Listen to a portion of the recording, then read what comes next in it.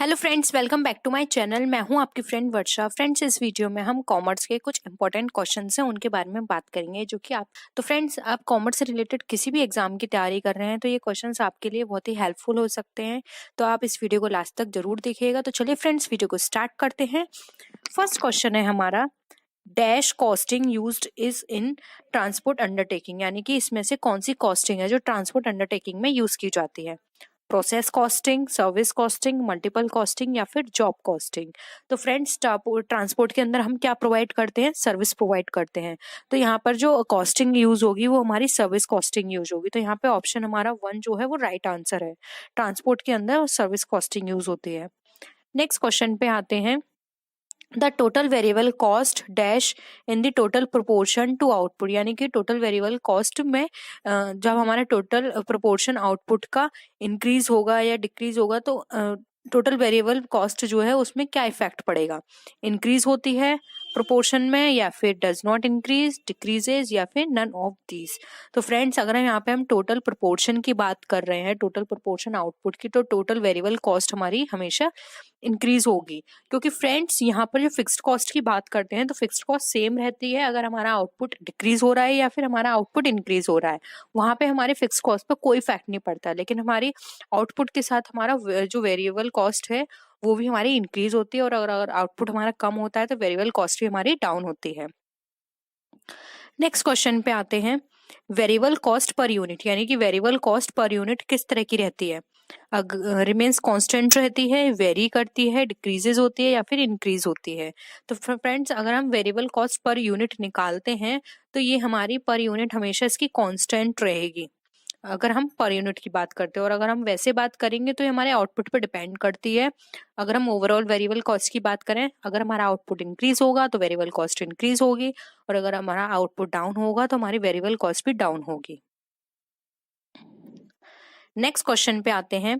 Sunk cost are dash for decision making is, यानी कि sunk cost जो है वो डिसीजन मेकिंग में किस तरह का काम करती है। ठीक है फ्रेंड्स, अगर यहाँ पे हम संक कॉस्ट की बात करें तो डिसीजन मेकिंग में किस तरह की होगी? इररिलेवेंट होगी, रेलिवेंट होगी, यूजफुल होगी, या फिर नन ऑफ दीज होगी। तो फ्रेंड्स, संक कॉस्ट वो कॉस्ट होती है जो कि हमारी अब यूजफुल नहीं है, कंपनी में काम नहीं आएगी, जो कि डूब चुकी है हमारी कॉस्ट। मतलब किसी भी ऐसे चीज में या फिर प्रोडक्शन में कॉस्ट लगी हुई है जो कि उसका होना ना होना हमारी फर्म पे कोई इफेक्ट नहीं करता। तो संक कॉस्ट क्या है? डिसीजन मेकिंग में हमारे लिए एक रिलेवेंट रोल प्ले करेगी। संक कॉस्ट से हमारे डिसीजन पे कोई भी इफेक्ट नहीं पड़ेगा। नेक्स्ट क्वेश्चन है, कॉस्टिंग एंड कॉस्ट अकाउंटिंग यार, यानी कि जो कॉस्टिंग है और जो कॉस्ट अकाउंटिंग है उन दोनों में क्या डिफरेंस है? ऑप्शंस है नॉट द सेम, सेम नहीं होती। सेकंड है वन एंड द सेम, यानी कि ये दोनों एक सेम है। नॉट रिलेटेड एट ऑल, ये बिल्कुल भी एक दूसरे से संबंधित नहीं है, या फिर नन ऑफ दीज। तो फ्रेंड्स, अगर हम कॉस्टिंग और कॉस्ट अकाउंटिंग की बात करते हैं तो ये दोनों हमारी क्या होगी? ऑप्शन यहाँ पे 1 हमारा राइट है, ये हमारी सेम नहीं होते हैं। क्योंकि फ्रेंड्स, कॉस्टिंग हमारी एक मेथड है, जबकि कॉस्ट अकाउंटिंग हमारी एक अकाउंटिंग का पार्ट है। यानी कि जो हम डिफरेंट टाइप्स की अकाउंटिंग पढ़ते हैं उसकी एक ब्रांच है कॉस्ट अकाउंटिंग, और कॉस्टिंग हमारा एक मेथड है। तो कॉस्टिंग अकाउंटिंग के अंदर जब हम कॉस्ट को इवेल्युएट करते हैं किसी प्रोडक्ट की, तो उस प्रोडक्ट की कॉस्ट को इवेल्युएट करने में जो हम मेथड यूज करते हैं उसको हम बोलते हैं कॉस्टिंग करना। किसी प्रोडक्ट को कैलकुलेट करना, वो हमारी कॉस्टिंग है। तो ये दोनों क्या है? अलग अलग हैं। नेक्स्ट है fixed cost dash in the same proportion in which output changes, यानी कि फ्रेंड्स, अगर हमारे आउटपुट में किस प्रोपोर्शन में चेंजेस आ रहा है तो फिक्स्ड कॉस्ट कैसी होगी? डज नॉट चेंज, चेंज नहीं होगी, चेंजेस, चेंज होगी, इंक्रीजेस, इंक्रीज होगी, या फिर नन ऑफ दीज। तो फ्रेंड्स, अगर हमारे आउटपुट में चेंजेस आ रहे हैं तो फिक्स्ड कॉस्ट हमारी यहाँ पर क्या होगी? Does not change. अभी हमने ऊपर भी बात की थी कि हमारे आउटपुट में किसी भी तरह का चेंज होने से हमारी फिक्स्ड कॉस्ट पे कोई इफेक्ट पड़ नहीं पड़ेगा, हमारी फिक्स्ड कॉस्ट क्या रहेगी? यहाँ पे चेंज नहीं होगी। लेकिन फ्रेंड्स, याद रखिएगा, यहाँ पे फिक्स कॉस्ट की बात की जा रही है, लेकिन अगर यहाँ पे फिक्स कॉस्ट पर यूनिट दिया होता तो उस पे इफेक्ट पड़ता। ठीक है, तो यहाँ पे फिक्स्ड कॉस्ट पर यूनिट पे तो हमें इफेक्ट पड़ेगा, लेकिन फिक्स्ड कॉस्ट पे हमारा कोई इफेक्ट नहीं पड़ेगा। नेक्स्ट हम बात करते हैं अनदर क्वेश्चन की, एडमिनिस्ट्रेशन एक्सपेंसेस आर मोस्टली, यानी कि जो एडमिनिस्ट्रेशन एक्सपेंसेस होते हैं वो किस तरह के होते हैं? सेमी वेरिएबल होते हैं, वेरिएबल होते हैं, फिक्स्ड होते हैं, या फिर नन ऑफ दीज। तो फ्रेंड्स एडमिनिस्ट्रेटिव एक्सपेंसेस वो एक्सपेंसेस होते हैं जो हम अपने बिजनेस के अंदर किसी भी एडमिनिस्ट्रेशन प्रोसेसिंग में जो हम एक्सपेंसेस करते हैं, यानी किसी भी एडमिनिस्ट्रेशन में हम कोई भी ऐसा ऑपरेशन कर रहे हैं, कोई भी ऐसी डीलिंग कर रहे हैं और उसमें कोई पैसा लग रहा है तो वो एडमिनिस्ट्रेशन एक्सपेंसेस कहलाते हैं। ये हमेशा फिक्स्ड रहते हैं। तो ऑप्शन थर्ड हमारा करेक्ट है, क्योंकि फ्रेंड्स अगर हमारा प्रोडक्शन हो रहा है, कम हो रहा है या ज़्यादा हो रहा है तो उससे एडमिनिस्ट्रेशन पर कोई इफेक्ट नहीं पड़ेगा। एडमिनिस्ट्रेशन एक्सपेंसेस हमारे कंटिन्यू रहेंगे और उतने ही होंगे। तो यहाँ पे एडमिनिस्ट्रेशन एक्सपेंसेस हमेशा हमारे फिक्स रहते हैं। नेक्स्ट क्वेश्चन पे आते हैं। एबनॉर्मल कॉस्ट इज, यानी कि जो एबनॉर्मल कॉस्ट है वो किस तरह की कॉस्ट है? अनकंट्रोलेबल है, ये कंट्रोलेबल है, फिक्स्ड है, या फिर नन ऑफ दीज। तो फ्रेंड्स अगर हम एबनॉर्मल कॉस्ट की बात करें तो एबनॉर्मल कॉस्ट ऑलवेज हमारी अनकंट्रोलेबल होती है, क्योंकि जो एबनॉर्मल का मतलब ही यही है कि जो कि नॉर्मल ना हो, यानी कि जो अपने आप हो, जिसको हमारा उस पर बस ना हो, हम उसको किसी भी तरह से कंट्रोल ना कर पाए, तो ये अनकंट्रोलेबल होती है। हम इसको मिनिमाइज कर सकते हैं, लेकिन हम इस कॉस्ट को बिल्कुल भी खत्म नहीं कर सकते। कोशिश करेंगे कि मिनिमाइज कर दे। मिनिमाइज कैसे कर सकते हैं फ्रेंड्स इस कॉस्ट को? हम इंश्योरेंस करा के, जैसे कि अपने हमारे कंपनी में किसी भी तरह का लॉस हो गया, कोई चोरी से या किसी आग से लॉस हो गया, तो हम क्या करेंगे? इंश्योरेंस करा देंगे। एबनॉर्मल लॉस तो हुआ है लेकिन उसको मिनिमाइज कर देंगे इंश्योरेंस करा के। नेक्स्ट क्वेश्चन पे हम मूव करते हैं। Cost of production is equal to, यानी कॉस्ट ऑफ प्रोडक्शन जो है वो किसके इक्वल होगा? Work cost plus administration overhead के, या फिर prime cost plus work cost के। थर्ड है prime cost plus work overhead के, या फिर work overhead plus administration overhead के। तो फ्रेंड्स अगर हम कॉस्ट ऑफ प्रोडक्शन की बात करते हैं तो कॉस्ट ऑफ प्रोडक्शन के अंदर फ्रेंड्स यहाँ पर वर्क कॉस्ट और एडमिनिस्ट्रेशन ओवरहेड की बात की जाती है, क्योंकि इसमें ये सारी चीजें इन्वॉल्व होती हैं। तो यहाँ पे ऑप्शन हमारा फर्स्ट करेक्ट है। Work cost and administration overheads जो है वो हमारे कॉस्ट ऑफ प्रोडक्शन के इक्वल रहेंगे। नेक्स्ट क्वेश्चन पे आते हैं। Variable cost increases with in output, यानी वेरिएबल कॉस्ट इंक्रीज होती है आउटपुट में क्या होने पर? इंक्रीज होने पर, डिक्रीज होने पर, इंक्रीज और डिक्रीज होने पर, या फिर नन ऑफ दीज। तो फ्रेंड्स याद रखिए यहाँ पे इंक्रीज की बात की जा रही है। वेरिएबल कॉस्ट इंक्रीज कब होता है? जब हमारे आउटपुट में इंक्रीजमेंट होता है। तो ऑप्शन 1 यहाँ पे करेक्ट है। अभी हमने बात की थी आउटपुट में अगर हमारे इंक्रीज में हो रहा है तो वेरिएबल कॉस्ट भी इंक्रीज होगी, आउटपुट हमारा डिक्रीज हो रहा है तो वेरिएबल कॉस्ट भी डिक्रीज होगी। नेक्स्ट क्वेश्चन पे आते हैं।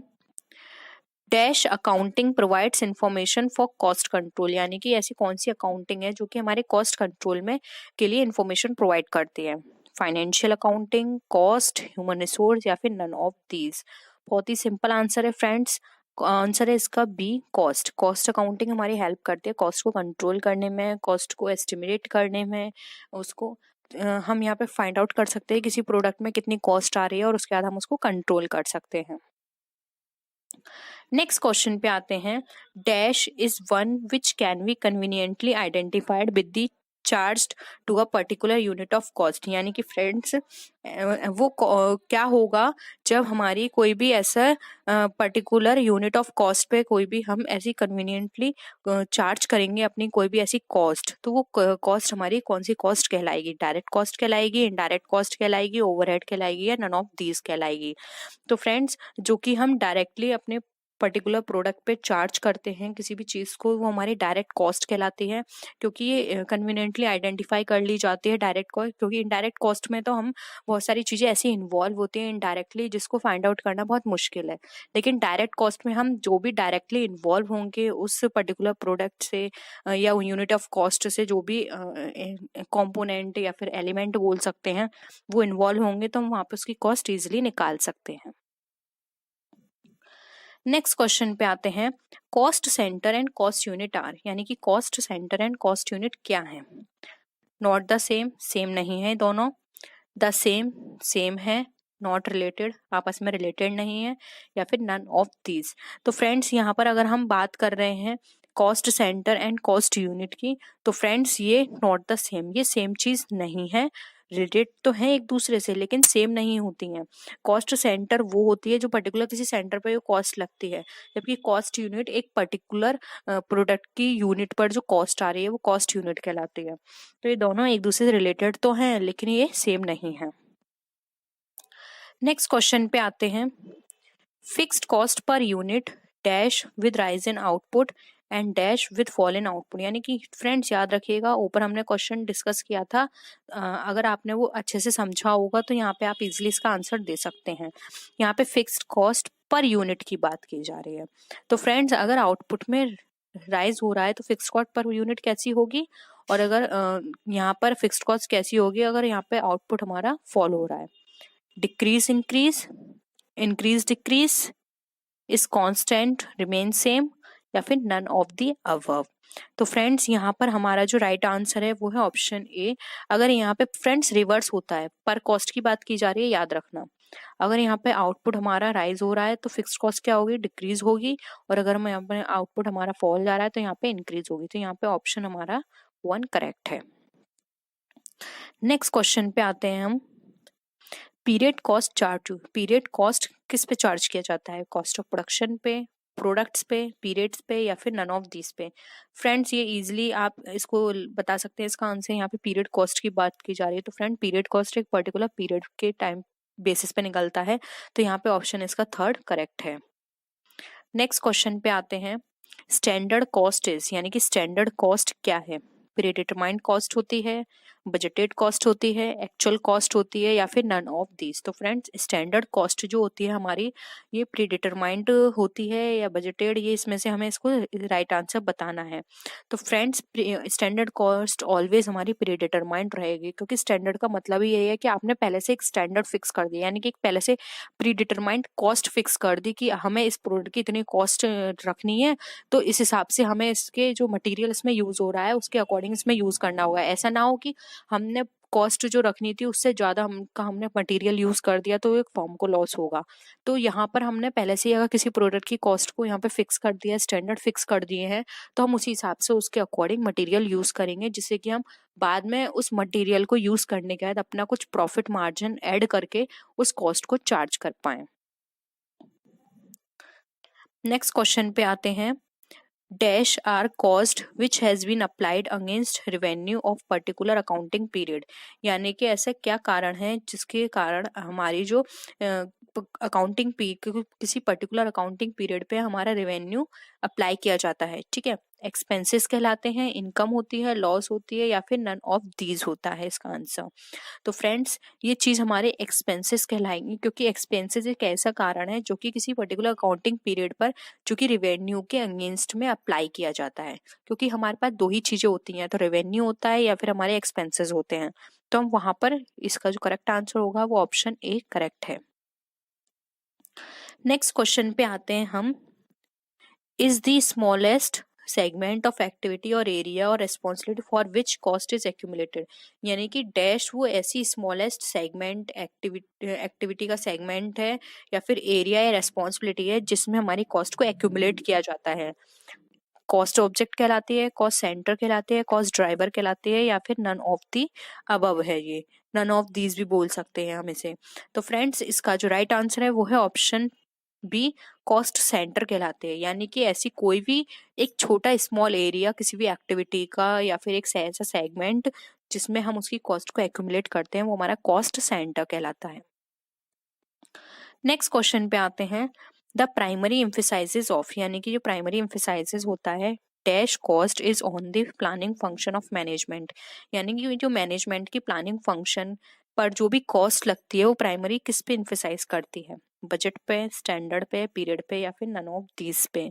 तो फ्रेंड्स ये हमारी प्राइमरली एम्फेसाइज करेगी, यहाँ पे फ्रेंड्स याद रखिएगा मैनेजमेंट की बात की जा रही है, तो मैनेजमेंट के अकॉर्डिंग जो इसको सबसे ज्यादा जो एम्फेसाइज करेगी वो है हमारा ऑप्शन बी, सॉरी ए, बजट। बजट पे वो सबसे ज्यादा एम्फेसाइज करेगी, क्योंकि वो बजट पहले से ही उसने बना के रखा हुआ है, तो उस बजट के अकॉर्डिंग कॉस्ट को वहां पे वो देखेगी कि इसका इतना कॉस्ट है या फिर इसके लिए इतनी फंडिंग की गई है, तो इसकी हमें कॉस्ट इतनी निकालनी है जिससे कि हम अपना इतना ऐड करके प्रॉफिट, इतना रेवेन्यू जनरेट कर पाए। तो यहाँ पे सबसे ज्यादा जो फोकस करेगी वो होगा budget. Next and last question है हमारा वीडियो का, dash cost is irrevocable cost, यानी कि ऐसी कौन सी कॉस्ट है जो कि इररिकवरेबल कॉस्ट है हमारी, marginal cost, out of pocket, sunk, या फिर नन ऑफ दीज। तो फ्रेंड्स इसका जो राइट आंसर है वो है ऑप्शन बी, संक कॉस्ट, यानी कि वो कॉस्ट जो कि डूब चुकी है हमारी, वो हमारी कहलाती है इररिकवरेबल कॉस्ट, यानी अब उसको रिकवर नहीं किया जा सकता, वो हमारी कहलाती है संक कॉस्ट। तो ये नाम से ही आसानी से पता चल रहा है। तो फ्रेंड्स ये था हमारा आज का प्रैक्टिस सेट। आई होप आपको आज के क्वेश्चंस पसंद आए होंगे। अगर क्वेश्चंस पसंद आए तो वीडियो को लाइक कीजिए, अपने फ्रेंड्स के साथ शेयर कीजिए। फ्रेंड्स ये क्वेश्चंस आपके एग्जाम के लिए बहुत ही इंपॉर्टेंट हैं और आई होप आपको सारे कॉन्सेप्ट भी क्लियर हो गए होंगे। किसी भी तरह का डाउट हो तो आप नीचे कॉमेंट सेक्शन में लिख सकते हैं और आप मेरे फेसबुक पेज और इंस्टा आईडी से भी कनेक्ट हो सकते हैं। तो फ्रेंड्स नेक्स्ट वीडियो में हम फिर मिलते हैं और भी अच्छी वीडियोस के साथ। तब तक के लिए बाय बाय।